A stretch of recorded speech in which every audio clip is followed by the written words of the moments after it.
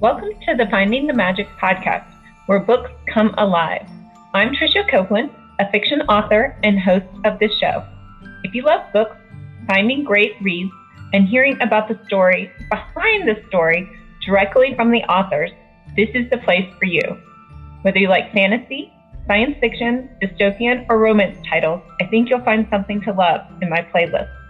Listen in to discover something magical about a book or two today. Welcome, Erik. Hi, Trisha. How are you today? I'm good. How are you? I'm great, and thank you for having me on your show. Well, thank you for being here and taking time out from your sports watching. I hear from you that there's hockey and basketball going on. So, It's a very busy sports time. Erik D'Souza, mystery author. Who is your favorite? Which team are you rooting for here? If it's for basketball, I'm in Canada, and the whole country roots for the Toronto Raptors. Okay. And if it's hockey, the Canadian team has not won the Stanley Cup in many years, so I'll root for every single Canadian team. Well, interestingly enough, so I have family from the Toronto area and family in Calgary as well, but my sister-in-law is a huge Leafs fan. And so she, yes, bemoans the fact that they have never won a Stanley Cup. So, but is always Not still rooting for them. not never, but maybe not in her Oh, lifetime. okay, maybe. Yeah, okay, sorry. Yeah. It's been a while, a long while. Well, thank you for taking time out to be here with me. I can't wait to dive in and hear all about your mystery books. Your first book was Death on the on Halfmoon Bay, right? Yes, And Deathwind Halfmoon Bay is just for geologic or geographical references. Half Moon Bay, if you followed like the Oregon Washington coast, an hour north past the border.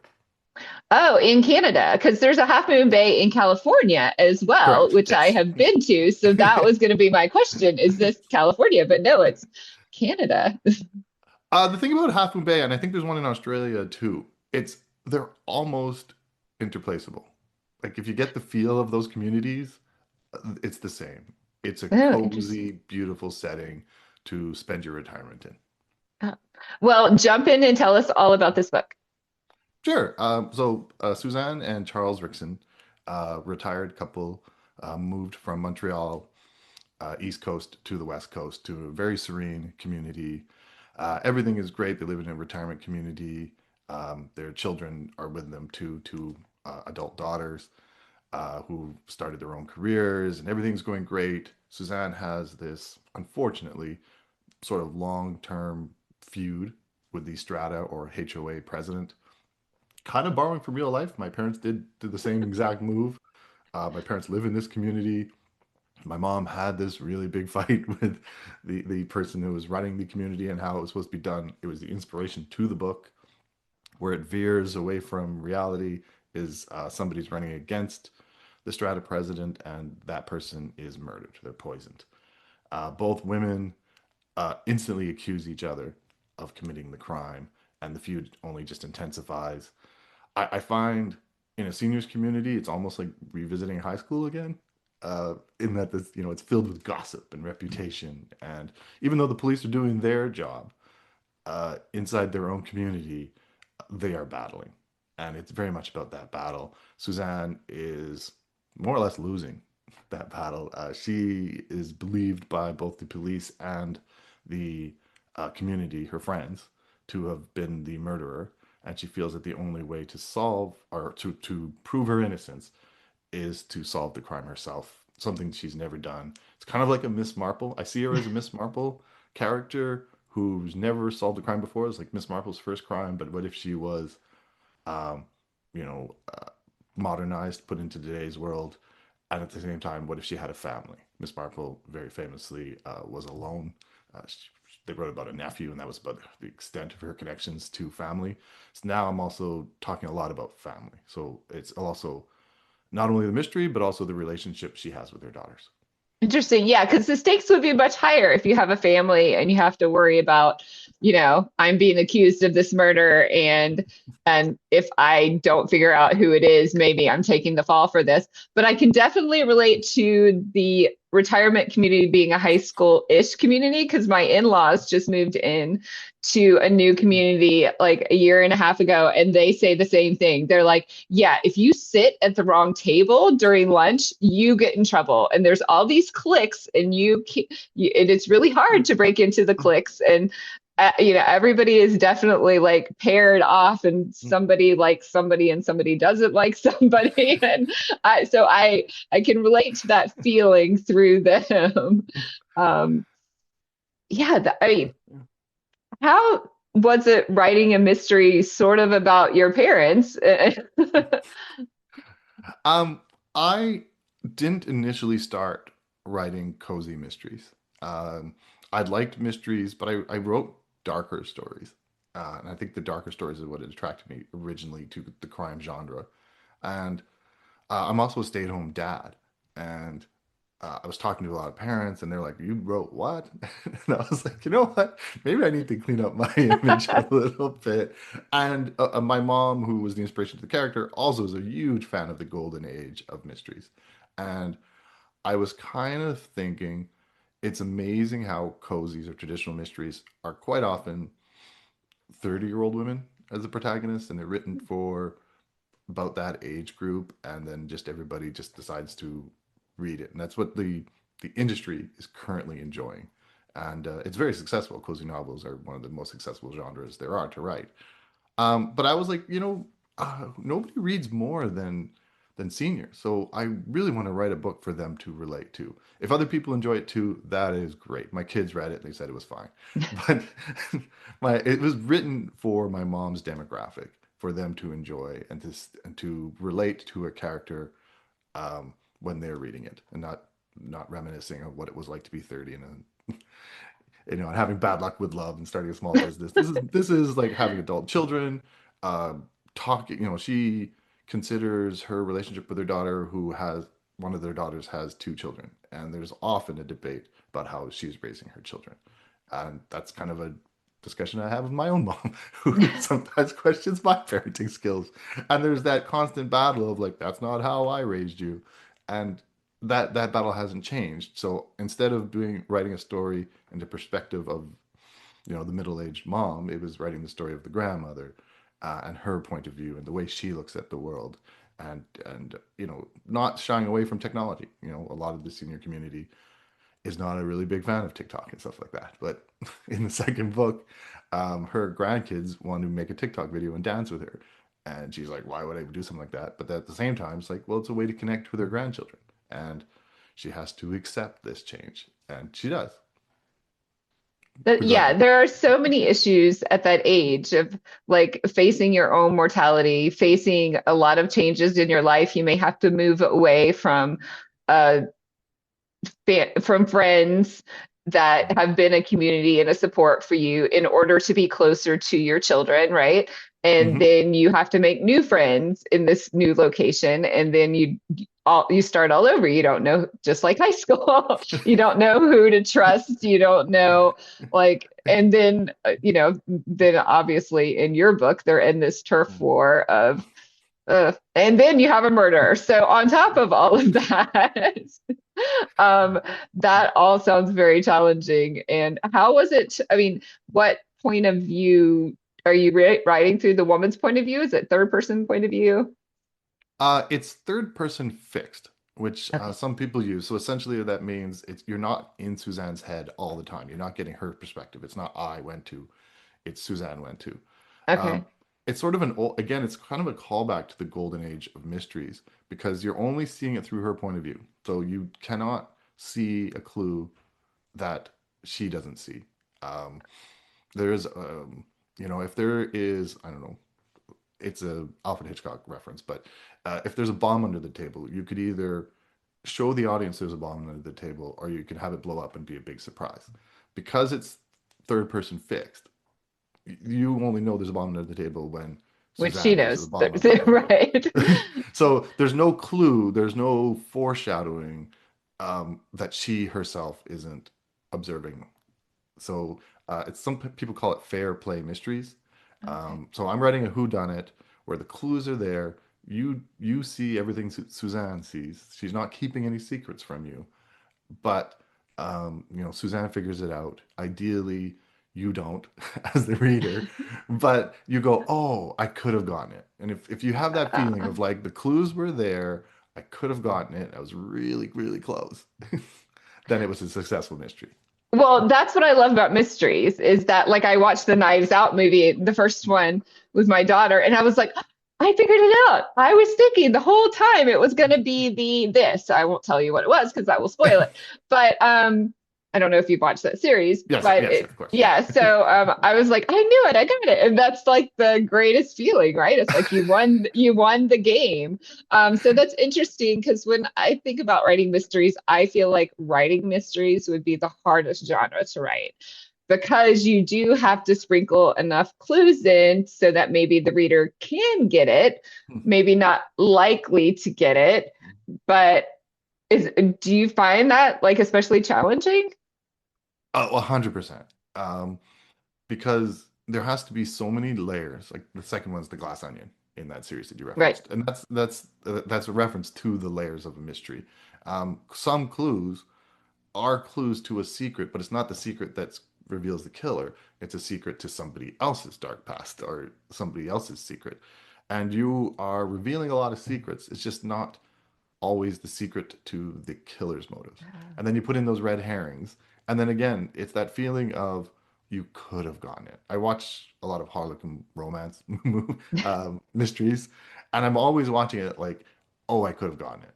Or no, there was no way. There was a clue that they left in the last 5 minutes when the person's revealing it, and it's like, oh, that's the person's motive. Until you said that right at the end, that person didn't have a stake in the game. So Agatha Christie sort of created the world of everybody's a legitimate suspect. She actually often wrote her mysteries not knowing who the murderer was, thinking that all five suspects could be Oh, the killer, and then interesting. And picking she one just at the decided end. at the end. Interesting. Yeah. So I'm not a huge mystery reader. I have to admit that. Like I said, I have watched all the Glass Onion movies now. And it was interesting. I was at this book con yesterday. I think I was telling you, and this person was telling me they were really, a lot of people told me they were really into cozy mystery. So it's very popular right now. But this person was telling me, oh, yeah, I grew up on Nancy Drew. And I'm thinking in my head, okay, I'm a generation older than you. And I grew up with Nancy Drew, but they were really old when I read them. So, I mean, yes, maybe you were reading them, but it's not like you were there when they first came out. So, not to delegitimize her in any way, but then I was thinking, oh, yeah, maybe a lot. And I go back and try to read Nancy Drew now, but then I think they kind of seem dated even to me. So, and maybe it's just that technology factor of um, they're not up to date technologically. So It's interesting. hard going back. It's interesting. I was never actually a big fan of the Nancy Drew Hardy Boys, which is rare for a mystery writer. But I watched a lot of the TV. That was the thing with my mom and I. We watched. It's another connection between us. Is she watched like the Sherlock Holmes and the Miss Marples, and she was a big fan of Okay. Remington Steele. I don't know if your audience knows Remington Steele, but early Pierce Yeah. Brosnan that my mom thought was quite handsome. So we watched a lot of that. So my original forte into, or my original entrance into mystery was through television, and Okay. that never left. And those were all based on sort of fair play mystery, also. Okay. Interesting. Yeah, I've never heard that term. Obviously, I haven't studied mystery enough. So fair play. Thank you for letting us know about that one. And how did you become a writer? How did you start using this medium to, I guess, explore the world and kind of give us a little more slice of the world? I'll try to make it short. Um, it is cliche, but it's true. A lot of writers feel from an early age they want to be writers. I still have like comic books that I wrote when I was really, really, really young. Um, and that's, I don't know, it's a creativity that stays. Like you're a natural born storyteller. And I think most writers are natural born storytellers. They don't necessarily become writers, but they daydream a lot. And I can't help that I daydream a lot. And I'm always imagining what if scenarios. And that has never changed. It's never left me. And I think that is a common thread for a lot of writers. Um, I kind of made a conscious decision in my college years not to pursue writing, mostly because I didn't think it would be profitable and sort of making a decision between art and commerce. And living the successful suburban lifestyle that I really wanted to live and repeat that my parents had. So I followed that career. Um, around around the 30s, my wife and I sat down, had a discussion. We had young children. We decided that we were financially capable to have one stay-at-home parent. And I know traditionally that is the woman, but times are changing, and I'm very happy of it. I I'm a better cook.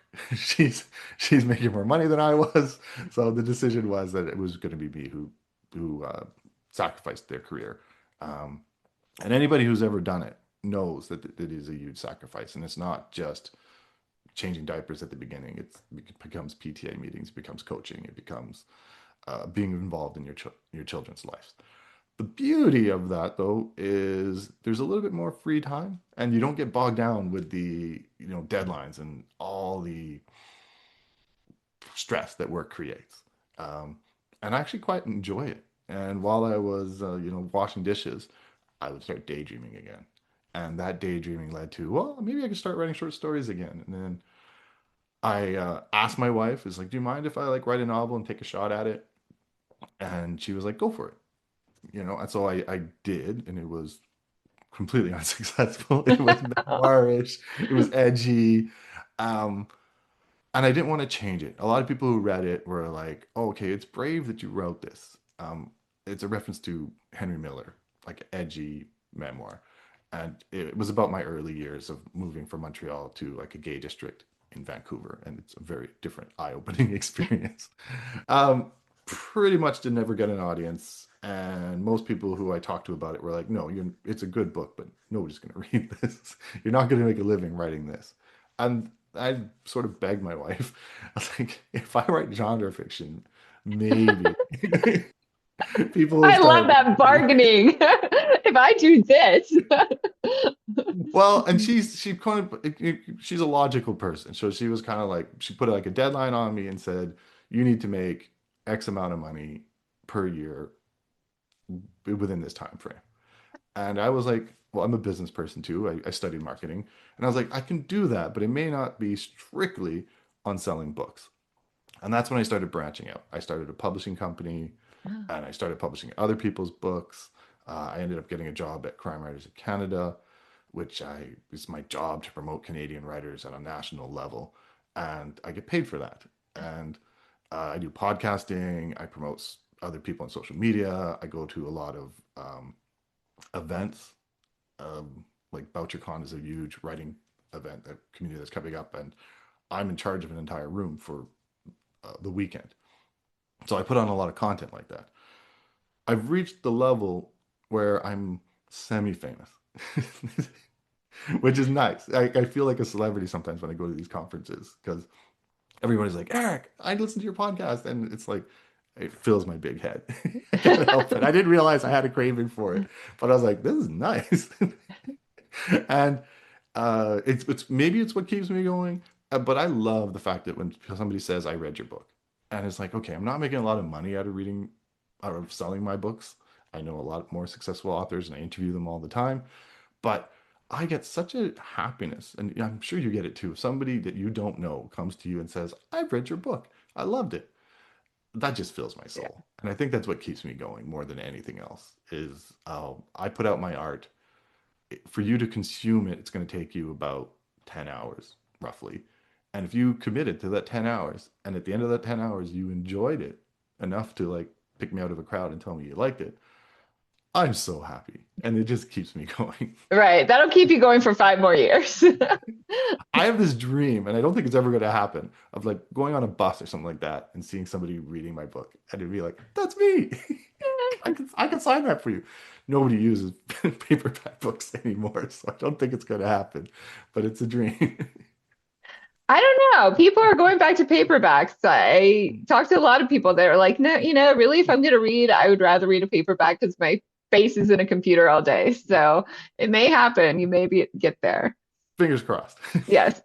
Well, I completely relate to your path. I was a stay-at-home parent as well. And my neighbor actually was the dad stay-at-home parent. So we would meet every day, like in the cul-de-sac at 5 o'clock to have our wine. And I was PTO president for like 4 years, and just FYI, I never do that. It would just be like the HOA person at the retirement community. You probably would get murdered at some point, or at least have a death threat. So I could just give that little piece of advice there in I went case to you're one ever meeting. considering it. Okay. I went to one meeting and I was like, nope. Run fast. That's what I Anyway, did. anyway, but but to circle back to your book, I love that Mhm. path. That's so much fun. And I think being a stay-at-home parent, I mean, when they get older, it seems like it's more mentally challenging because it's not as physically challenging, it's more mentally challenging. Like, am I gonna gonna say the wrong thing? But when they're younger, it was definitely that thing. My brain needed that creative outlet because I Mhm. wasn't getting it other ways. So that's really fun that you kind of found that outlet and you bargained for what you wanted. So that's amazing. Your second book is Death on the Rails. Does it follow the same characters, or did you jump into different characters on this one? No, Death on the Rocks, it Or follows the same rocks, sorry. characters. No problem. It is about 6 months after the events of the first book. Okay. Um, One of the things that people who read my book told me is they like the Charles character. So even though Suzanne is the protagonist, Charles, her husband, again, sort of copied from my dad, is this like really lovable person, like the kind of guy you want to have a beer with, and everybody does. And they were like, more Charles, more Charles. So again, sort of borrowing from real life, my dad was part of a theater group, a seniors theater group that raised money for the seniors community group. And I was seeing the politics there. I was like, oh, I think I'm going to write about that this time.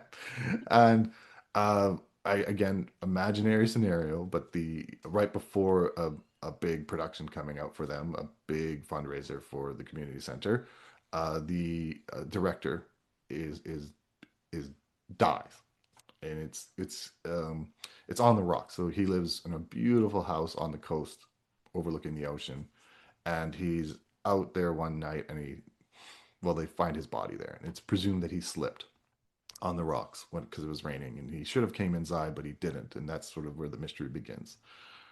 Suzanne is a reluctant. Like the first time, she had to solve the crime because she was directly involved. The second time now, she is well. I'm I'm not Miss Marple. I'm not supposed to go around involving myself in these I'm things. retired now. I don't have to do this, right? Exactly. So she's reluctant to really look into it. The police say it's a accidental death, and she goes along with it. There's two people in the house at the time. Is he of the victim? He is remarried, so he's older, and he has a younger bride.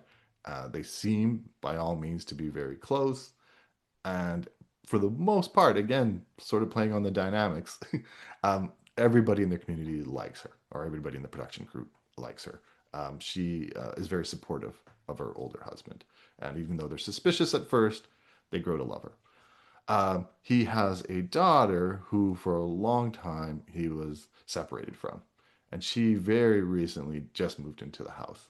She separated from her husband. She stayed in Montreal, and she just like within a few months moved into the house. She, unlike the wife, is not liked. The husband put her in as a wardrobe manager, and she has let's call it a chip on her shoulder, and she's just mean. She's mean to everybody, and nobody likes her. So if there's any suspicion at all, it's her. And the police are doing their job, and Suzanne's again staying on the side. She's talking to all of them because she's part of the theater troupe herself. And eventually, the daughter comes to her and says, "I need your help. Everybody thinks I did this. I would never do this to my father." Um, and even Suzanne doesn't really like this young woman. She's hard to like, but reluctantly, she starts to look into it. And then the wife, her name's Christine, she herself is attacked.